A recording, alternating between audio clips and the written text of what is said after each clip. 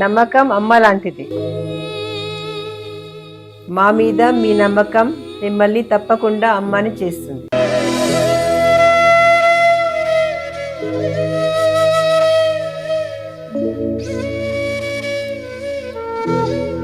నేడు ఎంతో మంది మా మీద నమ్మకంతో అమ్మాయారు.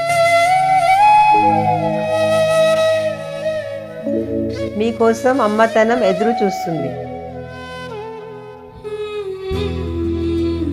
వివరాలకు సంప్రదించండి కిరణ్ ఇన్ఫర్టిలిటీ సెంటర్, హైదరాబాద్, బెంగళూరు, చెన్నై, ఢిల్లీ.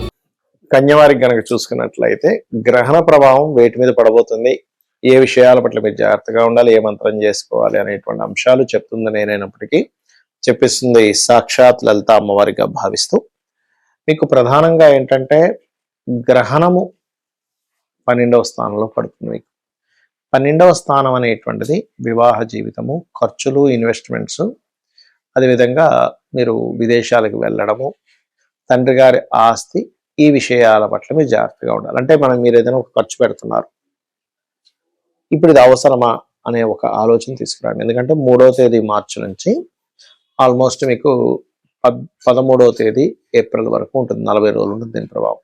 విదేశాలకు వెళ్ళవలసిన పరిస్థితి వచ్చింది, లేదా ఒక్కోసారి ముందు వెనక ఆలోచించుకుంటూ వెళ్ళిపోతాం, ఫస్ట్ అయితే అక్కడ వెళ్ళిపోయి అక్కడ తర్వాత సెటిల్మెంట్ చూసుకుందాం లేదు. ఇటువంటి తప్పిదాలు అస్సలు చేయకండి, 12వ స్థానంలో గ్రహణం పడుతుంది కాబట్టి. అలాగే ఒక్కొక్కసారి ఎంతో అన్యోన్యంగా ఉన్నటువంటి మీకు కూడా ఒక్కొక్కసారి భార్యాభర్తల మధ్య చిన్న చిన్న మనస్పర్ధలు వస్తుంటాయి. ఒక్కొక్కసారి చూడండి, మీరు సొసైటీలో చిన్న విషయాలు విడిపోతుంటారు, పెద్ద పెద్ద విషయాలు కూడా అర్థం చేసుకుంటూ ఉండిపోతుంటారు. కారణం ఏమిటి అంటే 12వ స్థానం ఎవరికైతే డియాక్టివ్ అవుతుందో, పాపగ్రహాల చేత ఇలా గ్రహణాలు పడుతున్నప్పుడు దాని ప్రభావం వివాహ జీవితం మీద ఉంటుంది.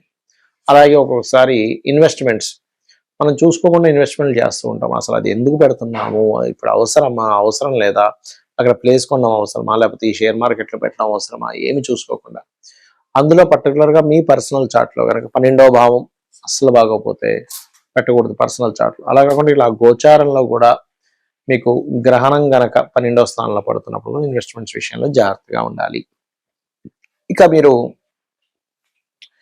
సప్తమంలో ఉండే శని, 6వ స్థానంలో ఉండే కుజరాహువులు, దశమంలో ఉండే గురు, ఇవన్నీ కూడా బాగానే ఉన్నాయి చెప్పాలంటే. కాకపోతే మీరు ఏ మంత్రం చేస్తారు, ఏం చేసుకుంటారు అంటే, మీరు లలితా సహస్రనామాలు అమ్మవారి పాదం వైపు చూస్తూ పాదం మీద కుంకుమ వేస్తూ చేయండి, అన్ని విధాలా మీకు బాగుంటుంది. మరి గ్రహణ సంబంధించిన విషయంలో చాలా మందికి చాలా అపోహలు ఉన్నాయి. అందులో నన్ను అడిగినటువంటి ప్రశ్నలు ఏంటంటే, ఏమండి మన గ్రహణం అనేటువంటిది భగవంతుని అంటే మనకి దేవతా సంబంధించిన వాటికి కూడా ఇబ్బంది ఇస్తుందంట కదా, అందుకే గుళ్ళు మూసేస్తారంట కదా అని అడిగారు. అలా ఏమీ ఉండదండి. ఎందుకంటే ఒక చిన్న లాజిక్ మీరు అర్థం చేసుకోవాలి. ఏమిటది అంటే, గ్రహణ సమయంలో మనం చేసే చాంటింగ్ ఏంటి, దేవతా సంబంధించిన చాంటింగే చేస్తాం కదా. నమ శివాయ మంత్రం కానివ్వండి, నమో నారాయణ అనుకోండి, శ్రీమాత్రే నమః అనుకోండి, లేదా బీజాక్షరాలు గురువుల నుంచి తీసుకున్నది. మంత్రం దైవం మంత్రాధీనం అంటూ ఉంటారు. మరి దేవతే అంత గ్రహణానికి భయపడిపోయే అంత సిచ్యువేషన్ ఉంటే మన దేవతా మంత్రం ఎందుకు చేస్తున్నాం మనం? కాదు. గుళ్ళు ఎందుకు మోస్తారంటే, ఆ సమయంలో పురోహితులు కూడా ఆ గ్రహణ జపం చేసుకోవాలంటే ఆలయం మూసి ఆ పని చేసుకోవాలి. ఆలయం తెరుచుంటే ఎవరైనా వస్తే ఇబ్బంది అవుతుంది కాబట్టి మూసేస్తారు. ఇంకోటి ఆలయానికి వెళ్ళాలనిపించినా సరే మీకు ఇంట్లో ఉండి చేసుకోవాలి కాబట్టి గ్రహణం రేసు పడడం అనేటువంటిది అంత మంచిది కాదు. కాబట్టి అందులో ముఖ్యంగా అందులో ఎవరైనా గర్భవతులు ఉండొచ్చు, అనారోగ్యంగా ఉండే వాళ్ళు ఉండొచ్చు. కాబట్టి ఈ విషయంలో జాగ్రత్తగా ఉండాలి. ఇక మరొక విషయం ఏంటంటే, చాలా మంది మరి గ్రహణము ఇండియాలో ఉంది ఈసారి, అయితే అది ఇండియాలో మనకి చీకటి పడకముందు ప్రారంభం అవుతుంది కాబట్టి మనకి కేవలం ఈవినింగ్ టైం మాత్రమే కనిపిస్తుంది. మరి గ్రహణం ఉన్నటువంటి వ్యక్తులు ఏదో వేరే దేశాల్లో ఉండి అక్కడ దానం ఇవ్వలేకపోతే ఇక్కడ తల్లిదండ్రులు ఇవ్వచ్చా? ఖచ్చితంగా ఇవ్వచ్చు. సో తల్లిదండ్రులు వాళ్ళ పేరు మీద మీరు దానం ఇవ్వచ్చు. ఏమి ఇవ్వాలి? బియ్యము, ఉలవలు, నువ్వులు, మినుములు, గోధుమలు, ఈ 5 రకాల దానాలు ఇవ్వాలి. కేజింబో ఇవ్వండి అన్నీ కూడా. దీంతో పాటు గ్రహణ సమయంలో మీరు ముఖ్యంగా అంటే గ్రహణం వీటితో పాటు చిన్న ఇత్తడి గిన్నెలో మీరు నెయ్యి పెట్టి ఇవ్వడం, చేసినట్లయితే సరిపోతుంది. దీంతో పాటు మీరు ఇంకేదైనా కూరగాయలు కూడా ఇవ్వచ్చు, తప్పేం లేదు. అయితే గ్రహణ సమయంలో మీరు గ్రహణం అనగానే ఏదో భయపెట్టడం కాదు. గ్రహణము అంటే ఇది ఒక గొప్ప యోగాన్ని ఇచ్చేటువంటి సమయము. మనకేదైనా సమస్య ఉంది అంటే మన పూర్వజన్మ కర్మ వల్ల ఏర్పడుతూ ఉంటుంది. ఆ పూర్వజన్మలో ఉన్నటువంటి కర్మ తొలగిపోవడానికి గ్రహణం యొక్క సమయం అద్భుతమైన సమయం. మీరు ఆ సమయంలో చేసేటువంటి మంత్ర సాధన ఏదైతే ఉందో 1000 రెట్లు ఫలితం ఇస్తుంది. అంటే మీరు ఒక్కసారి మంత్రం చేశారంటే 1000 సార్లు, ఒక రోజంతా గంట సేపు కూర్చున్నాను అనుకోండి, 1000 రోజులు అంటే 3 సంవత్సరాలు చేసిన ఫలితం ఒకసారి చేస్తే.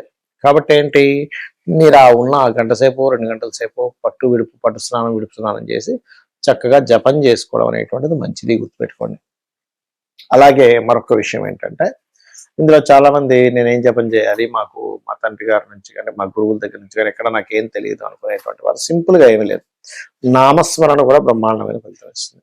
శ్రీమాత్రే నమః చేసుకోండి, అద్భుతమైన ఫలితం ఇస్తుంది. అలా కాదు, లలితా సహస్రనామాల్లో కొన్ని నామాలు ఉంటాయి, వాటిని చేసుకున్నా కూడా మీకు గ్రహణం యొక్క ప్రభావం మీ మీద ఉండదు. ఏమిటవి? ఫైనాన్షియల్గా బాగా గ్రోత్ రావాలి అనుకుంటున్నాం, అలాంటప్పుడు మీరు భక్తి శ్రద్ధలతో అమ్మవారిని ధ్యానం చేసుకొని ఓం ధర్మాధ్యక్ష ధనాధ్యక్ష ధనధాన్య వివర్ధినియే నమః, అప్పులున్నాయండి ఓం అపర్ణాయే నమః. అలా కాదు, మాకు ధనపరమైనటువంటి విషయాల్లో అప్పులు ఇవన్నీ కాకుండా మాకు హెల్త్ పరమైన విషయాలు ఎక్కువగా ఇబ్బంది ఉన్నాయి అని అనుకునేటప్పుడు ఓం సర్వవ్యాధి ప్రశమని సర్వమృత్యు నివారిణి అగ్రగణ్య అచింత్య రూప కలికల్మషనాశిని నమః. ఇది ఎలా అంటే మీరు ఒక జపం చేసేటప్పుడు ఆ మంత్రం మీదే దాని యొక్క కాన్సన్ట్రేషన్, మనసు బుద్ధి అంతా దాని మీదే ఉండాలి. కానీ మంత్రం చేస్తూ ఏదో ఆలోచిస్తున్నాం, ఆ మంత్రం మీకు పని చేయదు. చాలా మంది మేము లక్షలు చేసాము, కొన్ని లక్షలు చేసాము, మాకేం సిద్ధించలేదు అంటుంటాం. సిద్ధించాలి అంటే మీ మనసు దాని మీద పెట్టాలి, గుర్తుపెట్టుకోండి. మనసు కేంద్రీకృతం అవ్వకుండా మీరు చేస్తుంటే జప ఫలితం వస్తుంది కానీ పూర్తి ఫలితం రాదు. ఏదో జపం చేసాము దాని ఫలితం వస్తుంది, రాదని కాదు, కానీ మీకు పూర్తి ఫలితం రావాలంటే మనసు కూడా కనెక్ట్ అవ్వాలి, భక్తి భావన కనెక్ట్ అవ్వాలి. అలాగే మరి వివాహం అవ్వట్లేదు అనుకోండి, అప్పుడు మీరు ఓం కామేశబద్ధ మాంగళ్య సూత్ర శోభిత కందరాయే నమః. అలా కాదు, మరి కొంతమందికి వివాహ జీవితంలో ఇబ్బంది ఉంటుంది. ఎందుకు ఉంటుంది? 12వ స్థానం పాడవడం వల్ల ఉంటుంది. అలాంటప్పుడు మీరు ఓం శివకామేశ్వరాంకస్త శివా స్వాధీన వల్లభాయే నమః అని మంత్రం చేసుకోవాలి. ఇలాగా ఒక్కొక్క దానికి ఒక్కొక్కటి. అలా కాదండి, మేము నారాయణని తలుచుకోవచ్చు, ఓం నమో నారాయణాయ, లేదు విష్ణు సహస్రనామాలు చేయొచ్చు, లేదా పూర్తిగా లలిత సహస్రనామాలు చేయొచ్చు. ఆ సమయంలో హోమం చేసుకోవచ్చు, ఆ సమయంలో జపం చేసుకోవచ్చు, ఆ సమయంలో తర్పణం చేసుకోవచ్చు. అయితే ఒకటేంటంటే ఏదో గ్రహణం భగవంతుడిని కూడా స్టాప్ చేస్తుందనే భ్రమలో మాత్రం ఉండకండి. ఎందుకంటే మనం ఎనర్జీ అక్కడ నెగటివ్ ఎనర్జీ ఉంటుంది కాబట్టి మన పూర్వజన్మలో చేసుకున్న కర్మలు ఈ గ్రహణ సమయంలో ఇంకాస్త దాని ప్రభావాన్ని పెంచుతూ ఉంటాయి. నెగిటివ్ ఎనర్జీ వచ్చి కనెక్ట్ అయినప్పుడు అప్పుడు మనం ఎంత ప్రయత్నం చేస్తున్నా పనులు. అలాంటప్పుడు ఏంటంటే మనకు ఒక పాజిటివ్ షీల్డ్ లాగా, పాజిటివ్ దేవతా సంబంధించిన రక్షణ ఒకటి గ్రహణ సమయంలో చేయడం వల్ల మీకు కలుగుతుంది. ఇది మీరు చేసి అమ్మవారి అనుగ్రహాన్ని మీరు పొందాలని మనస్ఫూర్తిగా కోరుకుంటూ శ్రీమాత్రే నమః.